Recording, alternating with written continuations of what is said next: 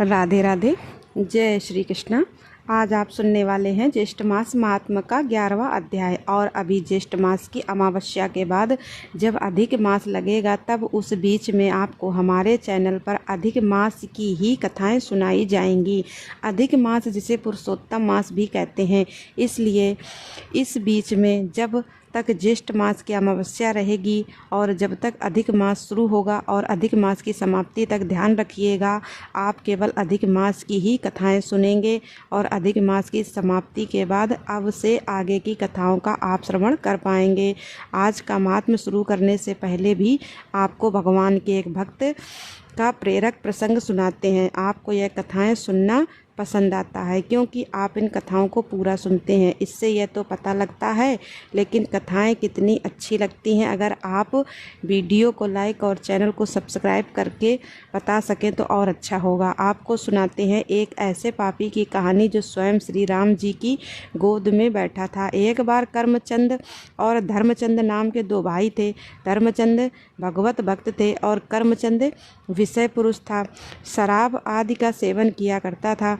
बड़े भाई धर्मचंद संतों से निवेदन करके उनको घर लाते, उनकी आरती करते और प्रसाद खिलाते। यह सब देखकर कर्मचंद संतों को गाली दिया करता क्योंकि वह दुष्ट स्वभाव का था। अब बड़े भाई ने सोचा कि इस दुष्ट का कैसे कल्याण होगा, क्योंकि संतों को गालियां देने से तो दुर्गति पक्की है। फिर एक बार अयोध्या के संतों की मंडली उनके वहां से निकली।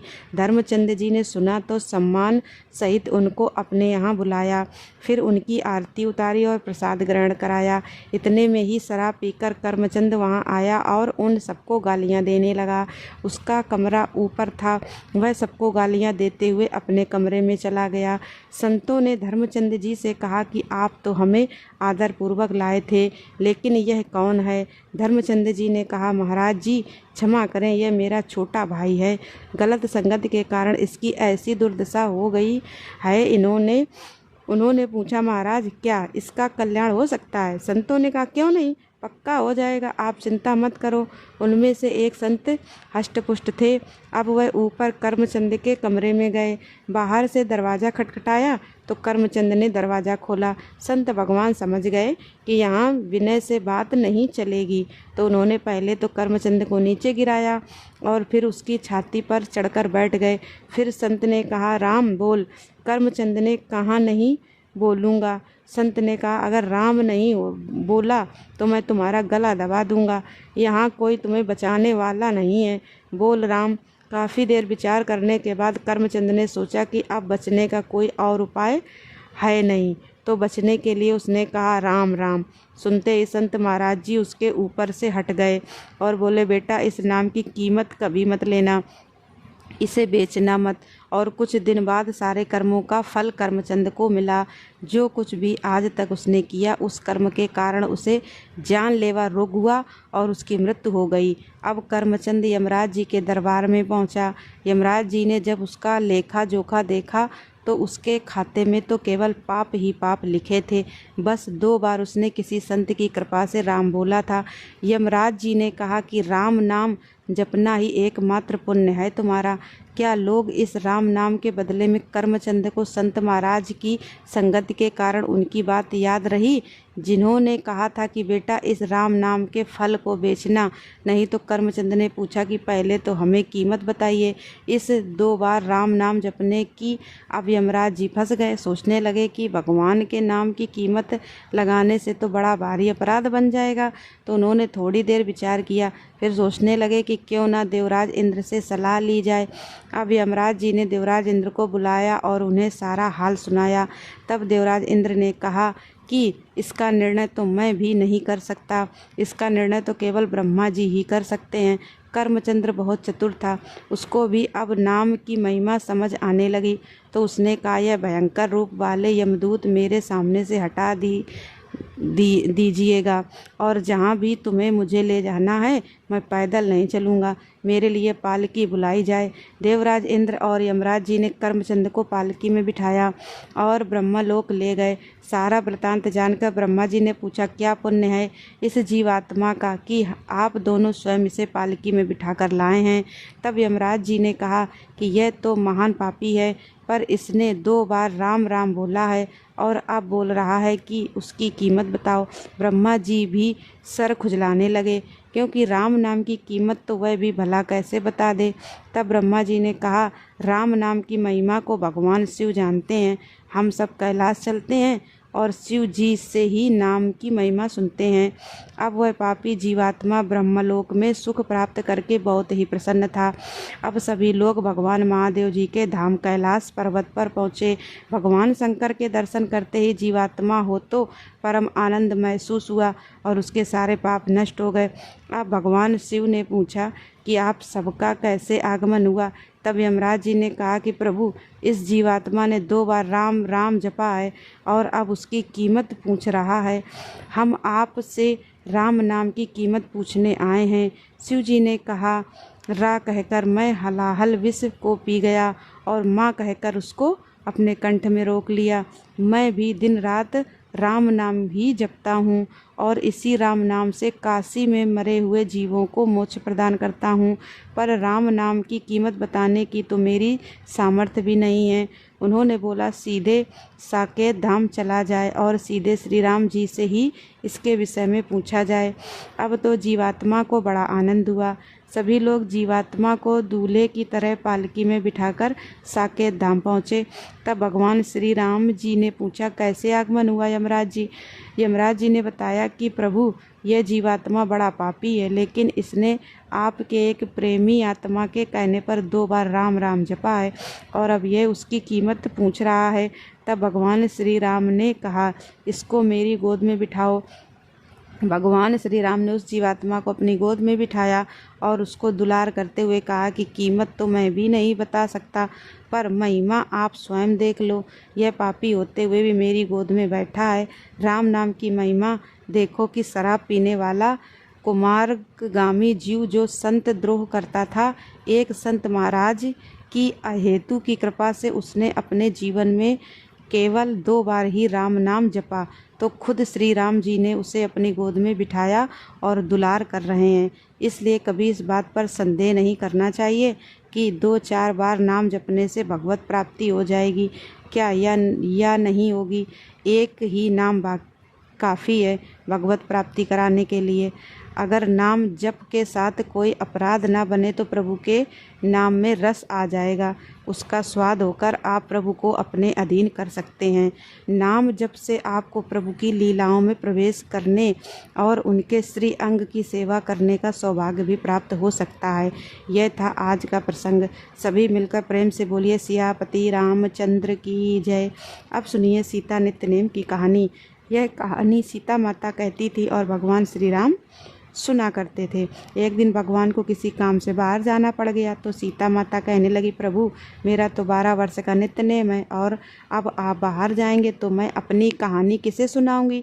तब भगवान राम जी ने कहा कि तुम कुएं की पाल पर जाकर बैठ जाना और वहाँ जो औरतें पानी भरने आएंगी उन्हें अपनी कहानी सुना देना। सीता माता भगवान के कहे अनुसार कुएं की पाल पर जाकर बैठ गईं। तभी एक स्त्री आई जिसने रेशम जरी की साड़ी पहन रखी थी और सोने का घड़ा ले रखा था। सीता माता ने उसे देखा तो कहने लगी कि बहन, मेरा 12 वर्ष का नित्य नेम सुन लो। तब वह स्त्री बोली, मैं तुम्हारा नित्य नेम सुनूंगी तो मुझे तो घर जाने में देर हो जाएगी, फिर मेरी सास मुझसे लड़ेगी। उसने कहानी नहीं सुनी और चली गई। घर जाते ही उसकी रेशम जरी की साड़ी फट गई, सोने का घड़ा मिट्टी के घड़े में बदल गया। यह सब देखकर सासू माँ ने पूछा, अरे बहू, ये किसका दोष अपने सिर पर लगाकर आई हो? तब बहू ने कहा कि माँ जी, कुएं पर एक औरत बैठी थी, उसने कहानी सुनने के लिए कहा, लेकिन मैंने नहीं सुनी, जिसका यह फल मुझे मिला है। अब बहू की बात सुनकर अगले दिन वही साड़ी और घड़ा लेकर सास कुएं की पाल पर गई। सास को वहीं पर सीता माता बैठी मिली तो सीता माता ने उससे भी कहा कि बहन, मेरी कहानी सुन लीजिए। सास बोली कि एक बार छोड़, मैं तो 4 बार कहानी सुन लूँगी।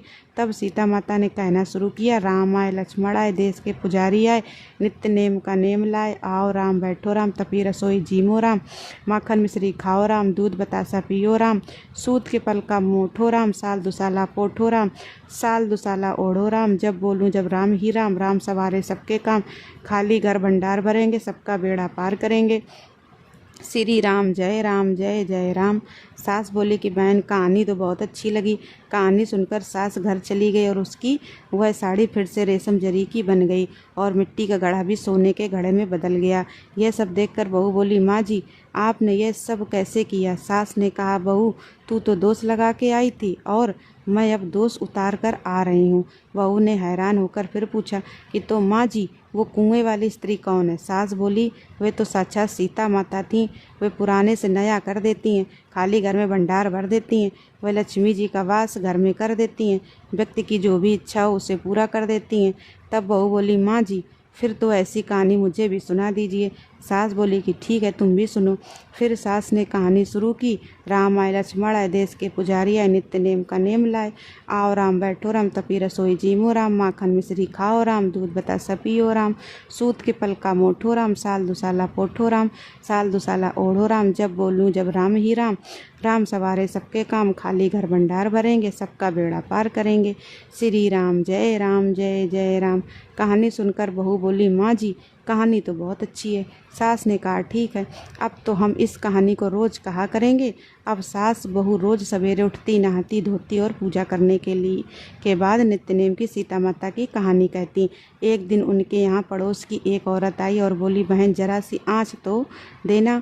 तो वो बोली कि आँच तो अभी तक हमने जलाई ही नहीं। पड़ोसन ने पूछा, तो फिर तुम सुबह 4 बजे से उठकर क्या कर रही हो? उन्होंने बताया कि सुबह उठकर हम तो पहले पूजा करते हैं, फिर सीता माता की नित्य नेम की कहानी कहते हैं। पड़ोसन ने उनकी बात सुनकर फिर पूछा, सीता माता की कहानी कहने से तुम्हें क्या मिला? तब वे बोली कि इनकी कहानी कहने से घर में भंडार भर जाते हैं, सारे काम सिद्ध हो जाते हैं, मन की इच्छा भी पूरी होती है। पड़ोसन बोली कि बहन फिर तो ऐसी कहानी मुझे भी सुना दो। वह बोली, ठीक है तो फिर तुम भी एक कहानी सुन लो। राम आए लक्ष्मण आए, देश के पुजारी आए, नित्य नेम का नेम लाए। आओ राम बैठो राम, तपी रसोई जीमो राम, माखन मिश्री खाओ राम, दूध बतासा पियो राम, सूत के पल का मोठो राम, साल दुसाला पोठो राम, साल दुसाला ओढ़ो राम, जब बोलूँ जब राम ही राम। राम सवारे सबके काम, खाली घर भंडार भरेंगे, सबका बेड़ा पार करेंगे। श्री राम जय जय राम। सारी कहानी सुनने के बाद पड़ोसन कहने लगी, बहन कहानी तो मुझे बहुत अच्छी लगी। अब वह पड़ोसन भी नित्य नेम सीता माता की कहानी कहने लगी। कहानी कहने से सीता माता ने पड़ोसन के भी भंडार भर दिए। अब तो पूरे मोहल्ले में नित्य नेम की कथा चल पड़ी और हर किसी के मनोकामना सीता माता की कृपा से पूरी होने लगी। हे सीता माता, हे जानकी माता, जैसे आपने उनके भंडार भरे वैसे ही हम सबके भी भरना। कहानी कहने वाले के, सुनने वाले के और हुंकार भरने वाले के भी सभी प्रेम से बोलिए सीता माता की जय। अब सुनिए आज का महात्म। भारतवर्ष के नैमिषारण्य तीर्थ में शौनक आदि ऋषि प्रातःकाल नित्य और नैमित्तिक क्रियाओं का अनुष्ठान करके कुशासन पर बैठे हुए थे। उसी समय अचानक वहाँ सूतपुत्र उग्रश्रवा आ पहुँचे। आकर उन्होंने विनीत भाव से मुनियों के चरणों में प्रणाम किया। उन्हें आया देख ऋषियों ने बैठने के लिए उन्हें आसन दिया। मुनिवर शौनक ने भक्ति भाव से उन नवागत अतिथि का भली भांति पूजन करके प्रसन्नतापूर्वक उनका कुशल समाचार पूछा। शौनक जी सम आदि गुणों से संपन्न थे। पौराणिक सूत जी भी शांतित्व वाले महात्मा थे। अब वे रास्ते की थकावट से छूटकर स्वस्थ आसन पर आराम से बैठे हुए थे। उनके मुख पर मंद मुस्कान की छटा छा रही थी। उन्होंने पुराणों के संपूर्ण तत्व का ज्ञान था। शौनक जी भी पुराण विद्या के ज्ञाता थे। वे मुनियों की उस सभा में विनीत भाव से बैठे हुए थे और आकाश में ताराओं के बीच चंद्रमा की तरह शोभा पा रहे थे। उन्होंने परम विनीत सूत जी से एक ऐसे पुराण के विषय में प्रश्न किया जो परम उत्तम श्री कृष्ण की कथा से युक्त, सुनने में सुंदर और सुखद, मंगलमय, मंगल योग्य तथा सर्वदा मंगल धाम हो, जिसमें संपूर्ण मंगलों का बीज निहित हो, जो सदा मंगलदायक, संपूर्ण अमंगलों का विनाशक, समस्त संपत्तियों की प्राप्ति कराने वाला और श्रेष्ठ हो। शौनक जी ने पूछा, सूत जी आपने कहाँ के लिए प्रस्थान किया है और आप कहाँ से आ रहे हैं? आज आपके दर्शन से हमारा तो दिन ऐसा पुण्यमय हो गया। हम सभी लोग कलयुग में श्रेष्ठ ज्ञान से वंचित होने के कारण भयभीत हैं, संसार सागर में डूबे हुए हैं और इस कष्ट से मुक्त होना चाहते हैं। हमारा उद्धार करने के लिए ही निश्चित ही आप यहाँ पधारे हैं। आप तो बड़े भाग्यशाली साधु पुरुष हैं, महाभाग, जिसके श्रवण और पठन से भगवान श्री कृष्ण में अविचल भक्ति प्राप्त हो तथा जो तत्व ज्ञान को बढ़ाने वाला हो, उस पुराण की कथा कहिए। हे सूत, सूत नंदन, जो मोक्ष से भी बढ़कर है, कर्म का मूलोच्छेद करने वाली तथा संसार रूपी कारागार में बंधे हुए जीवों की बेड़ियां काटने वाली हैं, वह कृष्ण भक्ति ही जगत रूपी दावनल से दग्ध हुए जीवों पर अमृत रस की वर्षा करने वाली है। वही जीवधारियों के हृदय में नित्य निरंतर परम सुख एवं परमानंद प्रदान करती है। सूत जी ने कहा, मैं सर्वप्रथम अमित तेजस्वी गुरुदेव व्यास जी के चरण कमलों की वंदना करता हूँ। तत्पश्चात श्री हरि को, संपूर्ण देवताओं और ब्राह्मणों को प्रणाम करके सनातन धर्मों का वर्णन आरंभ करता हूँ। ब्रह्मा कल्प में मधुकैटभ के मेध से मेदिनी की सृष्टि करके स्पष्टा ने भगवान श्री कृष्ण की आज्ञा लेकर सृष्टि रचना की थी। फिर बाराह कल्प में जब पृथ्वी एकनव के जल में डूब गई थी, वरह रूपधारी भगवान विष्णु के द्वारा अत्यंत प्रयत्नपूर्वक रसातल से उसका उद्धार करवाया और सृष्टि रचना की। इसके बाद पाद कल्प में सृष्टि ब्रह्मा जी ने श्री विष्णु के नाभि कमल पर सृष्टि का निर्माण किया। ब्रह्मलोक पर्वत जो त्रिलोकी है, उसी की रचना की। ऊपर के जो नित्य तीन लोक हैं, उन्हीं नहीं। सृष्टि निपूरण के प्रसंग में मैंने यह कालगणना बताई है, जो किंचन मात्र सृष्टि का निरूपण किया है। अब फिर आप क्या सुनना चाहते हैं? सौनक जी ने पूछा, सूत नंदन, अब यह बताइए कि गोलोक में सर्वव्यापी महान परमात्मा गोलोकनाथ ने इन नारायण आदि की सृष्टि करके फिर क्या किया? इस विषय का विस्तार पूर्वक वर्णन करने की कृपा करें। सूत जी ने कहा कि ब्राह्मण इन सब की सृष्टि करके इन्हें साथ लेकर भगवान श्री कृष्ण अत्यंत कमनीय सुरम्य रास मंडल में गए। वहाँ रमणीय कल्प वृक्षों के मध्य भाग में मंडलाकार रास मंडल अत्यंत मनोहर दिखाई देता था। वह सुविस्तृत, सुंदर, समतल और चिकना था। चंदन, कस्तूरी, अगर और कुमकुम से उसको सजाया गया था। उस पर दही, लावा, सफ़ेद धान और दूर बादल बिखेरे गए थे। रेशमी सूत में बंधे हुए नूतन चंदन पल्लवों की बंधनवारों और केले के खंभों द्वारा वो चारों ओर से घिरा हुआ था। करोड़ों मंडप, जिनका निर्माण उत्तम रत्नों के सार भाग से हुआ था, उस भूमि की शोभा बढ़ाते थे। उसके भीतर रत्नमय प्रदीप जल रहे थे। वे पुष्प और सुगंध की धूप से वासित थे। उनके भीतर अत्यंत ललित प्रसाधन सामग्री रखी हुई थी। वहाँ जाकर जगदीश्वर श्री कृष्ण सबके साथ उन मंडपों में ठहरे। मुनि श्रेष्ठ, उस रास मंडल का दर्शन करके वे सब लोग आश्चर्य से चकित हो उठे। वहाँ श्री कृष्ण के वाम पार्श्व से एक कन्या प्रकट हुई, जिसने दौड़कर फूल लेकर उन भगवान के चरणों में अर्घ्य प्रदान किया। उसके अंग अत्यंत कोमल थे। वह मनोहारिणी और सुंदरियों में भी सुंदर थी। उसके सुंदर और अरुण ओष्ठ और अधर अपनी लालिमा से बंधुजय पुष्प होता है। दोपहरिया के फूल को कहते हैं, जो दोपहर के समय खिलते हैं। लाल, गुलाबी, सफ़ेद से तो उनकी शोभा को भी पराजित कर रहे थे। मनोहर दंत पंक्ति मोतियों की श्रेणी को तिरस्कृत कर रही थी। वह सुंदरी किशोरी बड़ी मनोहर थी। उसका सुंदर मुख शरद पूर्णिमा के कोटि चंद्रों की शोभा को छीन लेता था। सीमंत भाग बड़ा मनोहर था। नेत्र शरद काल के प्रफुल्ल कमलों के समान अत्यंत सुंदर दिखाई देते थे। उसकी मनोहर नासिका के सामने तो पक्षीराज गरुड़ की नुकीली चोंच भी हार मान चुकी थी। वह मनोहारिणी वाला अपने दोनों कपोलों द्वारा सुनहरे दर्पण की शोभा को तिरस्कृत कर रही थी।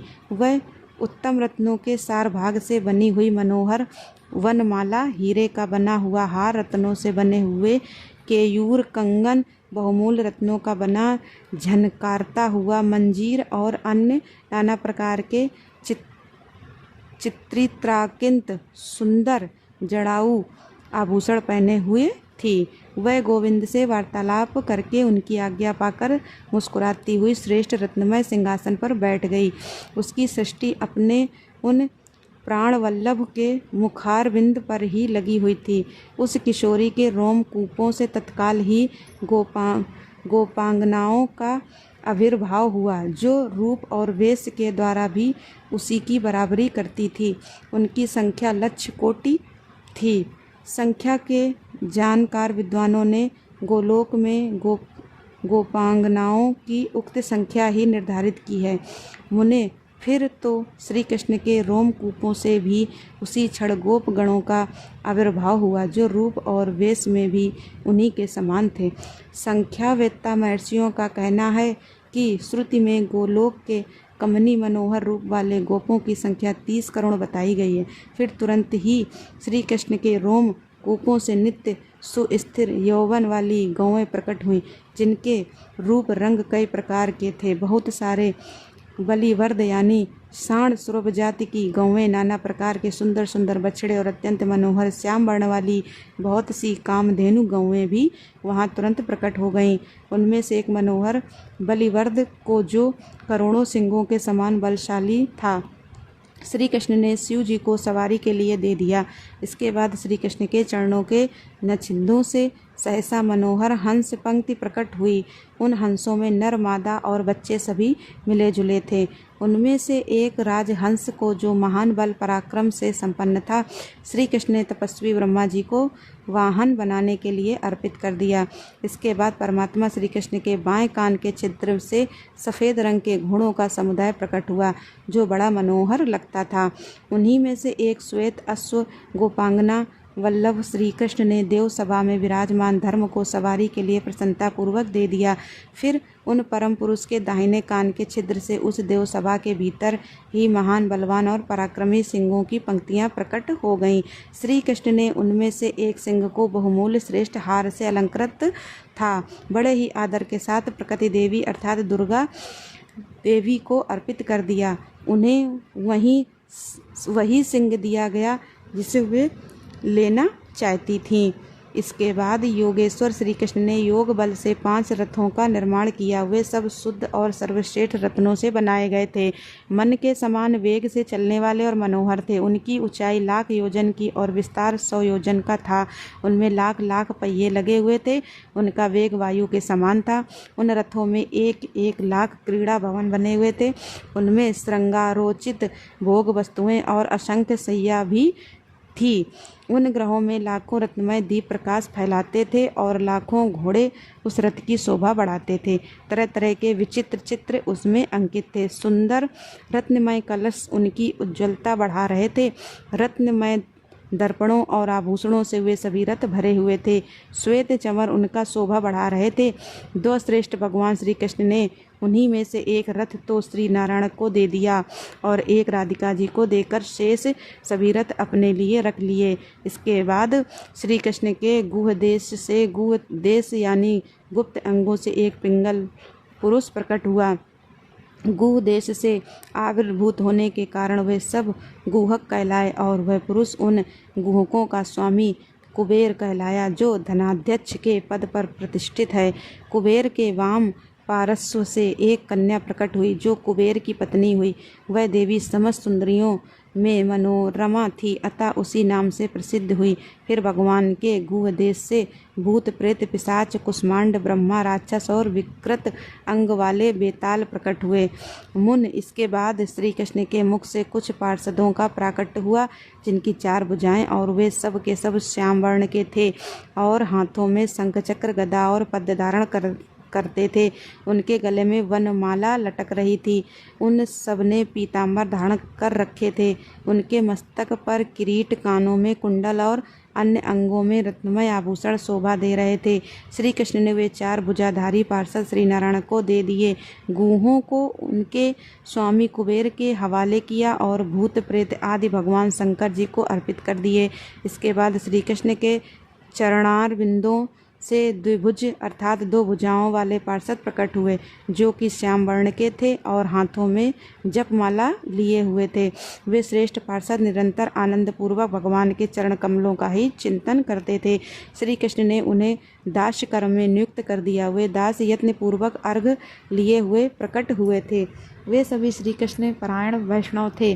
उनके सारे अंग पुलकित थे, नेत्रों से अश्रु झर रहे थे और वाणी गदगद थी। उनका चित्त केवल भगवत चरणाबिंदों के चिंतन में ही लगा हुआ था। इसके बाद श्री कृष्ण के दाहिने नेत्र से भयंकर गण प्रकट हुए, जो हाथों में त्रिशूल और पाटिस लिए हुए थे। उन सबके 3 नेत्र थे और मस्तक पर चंद्राकार मुकुट धारण करते थे। वे सब के सब विशाल काय तथा दिगंबर थे। प्रज्वलित अग्निशिख के समान वे जान पड़ते थे। वे सभी महान भाग्यशाली भैरव कहलाए और वे शिव जी के ही समान तेजस्वी थे। रू भैरव, संगार भैरव, काल भैरव, असित भैरव, क्रोध भैरव, भीषण भैरव, महाभैरव तथा खटवांग भैरव, ये 8 भैरव माने गए हैं। श्री कृष्ण के बाएं नेत्र से फिर एक भयंकर पुरुष प्रकट हुआ जो त्रिशूल, पट्टिस, व्याघ्र, चर्म्य वस्त्र और गदा धारण किए हुए था। वह दिगंबर, विशालकाय, त्रिनेत्रधारी और चंद्रकाकार मुकुट धारण करने वाला था। वह महाभाग पुरुष ईशान कहलाया जो दिंग पालों का स्वामी है। इसके बाद श्री कृष्ण की नासिका के छिद्र से डाकिनियाँ, योगिनियाँ तथा सहस्त्रों क्षेत्रपाल प्रकट हुए। इनके सिवा उन परम पुरुष के पृष्ठ देश से सहसा 3 करोड़ श्रेष्ठ देवताओं का प्रादुर्भाव हुआ जो दिव्य मूर्तिधारी थे। श्री सूत जी कहते हैं, इसके बाद श्री कृष्ण ने श्रेष्ठ रत्नों की माला के साथ महालक्ष्मी, सरस्वती, इन 2 देवियों को भी श्री नारायण के हाथ में सादर समर्पित कर दिया। इसके बाद ब्रह्मा जी को सावित्री और धर्म को मूर्ति, कामदेव को रूपवती रति और कुबेर जी को मनोरमा सादर प्रदान की। इसी तरह अन्य स्त्रियों को भी पतियों के हाथ में दे दिया। जो स्त्री जैसे जैसे प्रकट हुई थी उस रूपवती सती को उसी पति के हाथों में अर्पित कर दिया। इसके बाद सर्वेश्वर श्री कृष्ण ने योगियों के गुरु शंकर जी को बुलाकर प्रिय वाणी में कहा कि देव, अब आप देवी सिंहवाहिनी को ग्रहण करें। श्री कृष्ण का यह वचन सुनकर नील लोहित शिव जी हंसे और डरते हुए विनीत भाव से उन प्राणेश्वर प्रभु अच्युत से बोले। महादेव जी ने पहले प्रकृति के दोष बतलाकर उसे ग्रहण न करने की इच्छा प्रकट की। फिर इस प्रकार कहा, नाथ, मुझे ग्रहणी नहीं चाहिए, मुझे तो मनचाहा वर दीजिए। जिस सेवक को जो अभीष्ट हो श्रेष्ठ स्वामी उसे वही वस्तु देते हैं। मैं आपकी भक्ति में लगा रहूं, आपके चरणों की दास्ता सेवा करता रहूं, यह लालसा मेरे हृदय में निरंतर बढ़ रही है। आपके नाम से, आपके नाम के जप से, आपके चरण कमलों की सेवा से मुझे कभी तृप्ति नहीं होती। मैं तो सोते जगते हर समय अपने 5 मुखों से आपके नाम और गुणों का जो मंगल के आश्रय निरंतर गान करता हुआ सर्वत्र विचरा करता हूँ। मेरा मन कोटि कोटि कल्पों तक आपके ही स्वरूप का ध्यान करने में तत्पर रहे, भोगेच्छा में नहीं, यह योग और तपस्या में ही संलग्न रहे। आपकी सेवा, पूजा, वंदना और नाम कीर्तन में ही इसे सदा उल्लास प्राप्त हो।